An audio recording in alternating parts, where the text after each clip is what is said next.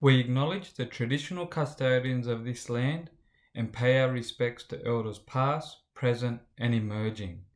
Nagambi, Gwegul Nguli Ngurunung Nai. Welcome, this is Gwegul People's Country.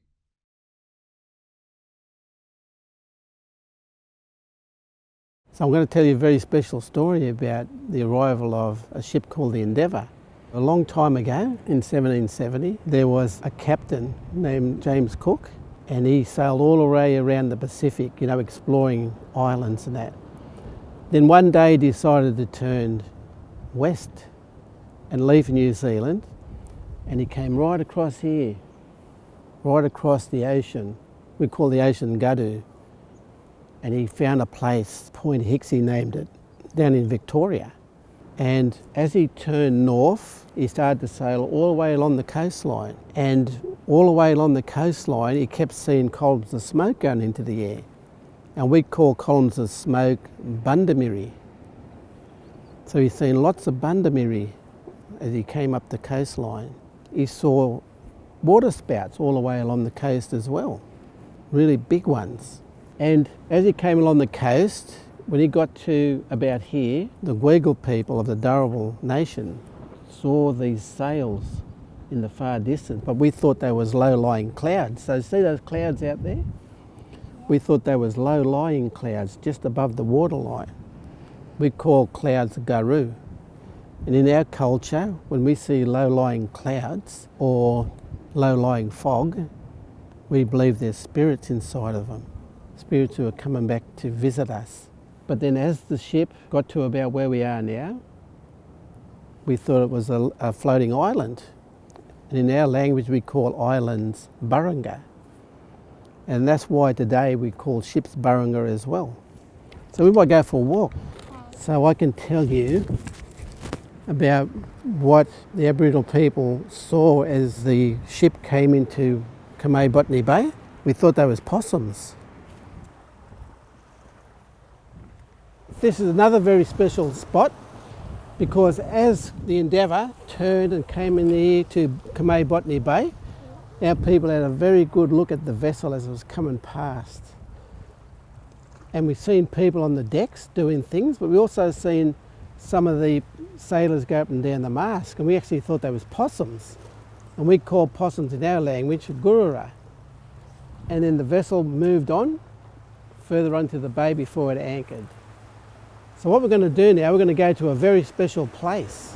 The place we're going to go to is where the crew on board that vessel got their water for the first time in Australia. What is that? What is what? That.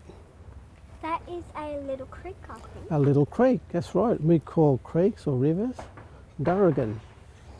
And this place is so special because this is where Lieutenant James Cook, who was also known as Captain James Cook, and his crew first got their water here in Australia. And we call fresh water Nudging. Nudging? Yeah, Nudging. Like that water? Oh, that's salt water. We call that Palanjung. Palanjung. So it's a very special little place, as you can see. What we're going to do now, we're going to go to our last spot. Okay. And it's a very special spot as well. You see, our history is very rare history, isn't it? We're in a very rare place.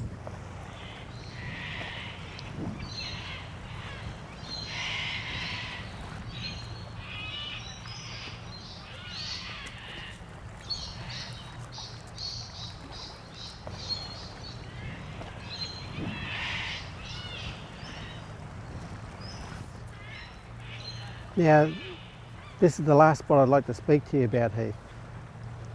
This is where Lieutenant James Cook and his crew landed way back in 1770. So you see that monument just there behind us? Yeah.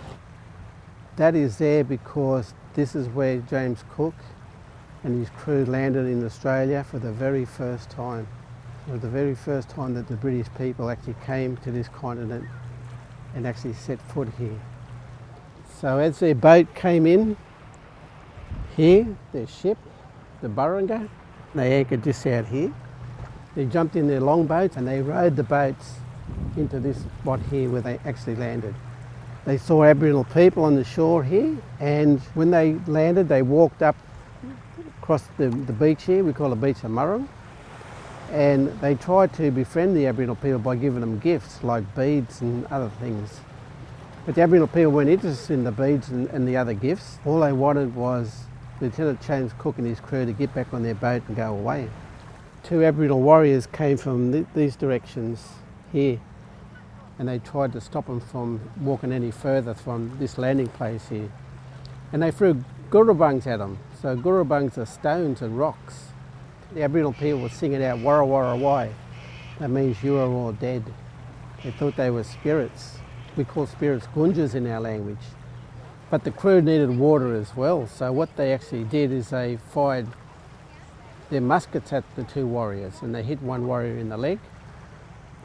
He went back to his hut, or gunya we call it. He grabbed the shield and he came back. He thought that would stop the actual bullets from the musket from affecting him, but it still didn't work. So the Aboriginal men retreated back into the bush. And not long after that, another 10 Aboriginal people came out of the bushes, and on this beach there was canoes, and they grabbed their canoes and they took them back up into the bush. After all that happened, Lieutenant James Cook and his crew then went and got water from that little spot we just visited a moment ago. They collected it in big barrels, and then 8 days later they left Kamay, Botany Bay, and they turned north again and they headed up the Australian east coast. Yeah. It was a good story. Yeah. I think it was an interesting story because I really enjoyed this story, and I enjoyed actually teaching you. It's very important that Aboriginal people like myself teach everybody about the other side of the story, and that's the Aboriginal side of the story. So I hope you enjoyed, and I look forward to teaching you again sometimes. So in here we've got shellfish. Look at that. Lots of shellfish there you can eat.